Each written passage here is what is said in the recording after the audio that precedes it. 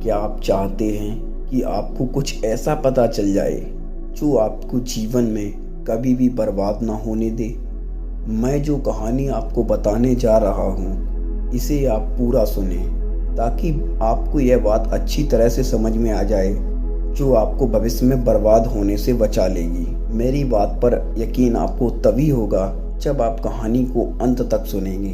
तो चलिए कहानी को प्रारंभ करते हैं। एक समय की बात है, मोहन नाम का एक सफल व्यापारी था। उसका धंधा और उसकी कीर्ति चारों ओर फैली हुई थी। तो एक बार वह ऐसे ही घूमने जा रहा था कि रास्ते में उसको एक भिखारी मिला।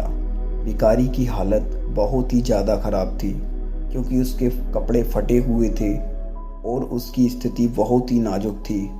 ऐसा लग रहा था कि मानो वह कुछ दिन में मर जाएगा। तो मोहन ने उस भिखारी के पास जाकर पूछा कि भाई, तुम्हें क्या हुआ है? तुमने अपनी स्थिति ऐसी क्यों बना रखी है? तुम्हारा तो शरीर और उम्र भी ठीक है, तुम चाहो तो कुछ भी करके अपना जीवन सही कर सकते हो। तब वह भिखारी मोहन से कहता है कि भाई, मेरी स्थिति पहले ऐसी नहीं थी। मैं भी पहले तुम्हारी तरह ही एक सफल व्यापारी था, परंतु ईश्वर के प्रकोप से कौन बच सकता है? शायद मुझे ईश्वर ने कुछ दंड दिया और मेरा सारा धंधा चौपट हो गया। मैं पूरी तरह से कर्ज में डूब गया हूँ और अब मैं अपना कर्ज उतारने की स्थिति में नहीं हूँ। इसीलिए मैंने अपनी स्थिति ऐसी बना रखी है और हो सकता है कि मैं कुछ दिनों में मर भी जाऊँ और इसी में ही मेरी भलाई भी है। मोहन को उस भिखारी पर तरस आ गया। उसने कहा, भाई, ऐसा क्यों बोल रहे हो? इंसानियत अभी पृथ्वी पर खत्म नहीं हुई है।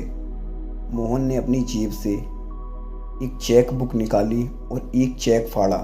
उस पर उस भिखारी की ज़रूरत के हिसाब से पैसे लिखकर साइन करके दे दिया और कहा, भाई, जब तुम अपने जीवन में सफल हो जाओ और तुम्हें लगे कि अब तुम मेरे पैसे लौटा सकते हो तो मैं तुम्हें इसी स्थान पर फिर दोबारा मिलूँगा, क्योंकि मैं प्रतिदिन यहाँ घूमने आता हूँ। तब भिखारी मोहन के पैरों में गिरकर रोने लगता है और कहता है कि भाई, मैं आपका यह उपकार जीवन में कभी नहीं भुला सकता।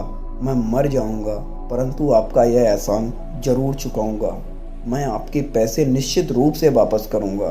भिखारी उस चेक को लेकर चला जाता है और सोचने लगता है कि अब मैं क्या करूं जिससे मेरा धंधा पहले की तरह चल जाए।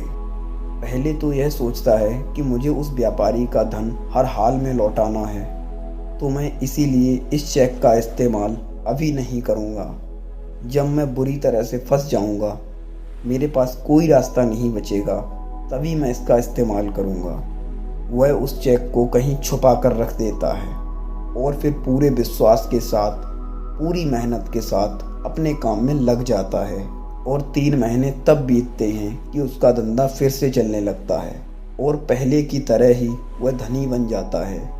फिर वह सोचता है, क्यों ना उस दयालु व्यापारी का पैसा लौटा दूं, और वह उसी चेक को लेकर जो उस व्यापारी ने उसे दिया था लेकर चल देता है और उसी जगह पर जाता है जहां पर उसे चेक मिला था।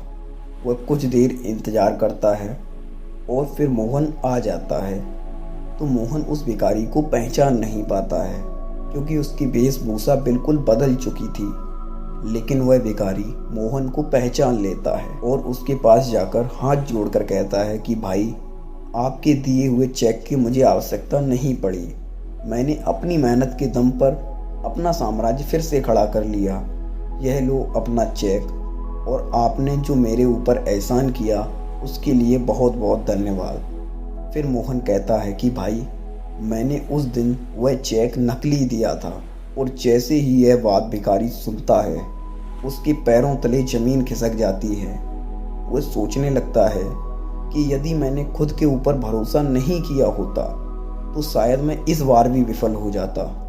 अब दोस्तों, आपको भी यहाँ से यही समझना चाहिए कि यदि आपको अपने ऊपर संपूर्ण भरोसा हो, फिर चाहे दुनिया भरोसा करे अन्यथा ना करे, आप मेहनत और धैर्य के साथ सफलता को अवश्य प्राप्त करेंगे। खुद पर विश्वास और लगातार प्रयास से बर्बाद हुए जीवन को एक बार फिर से सफल बनाया जा सकता है।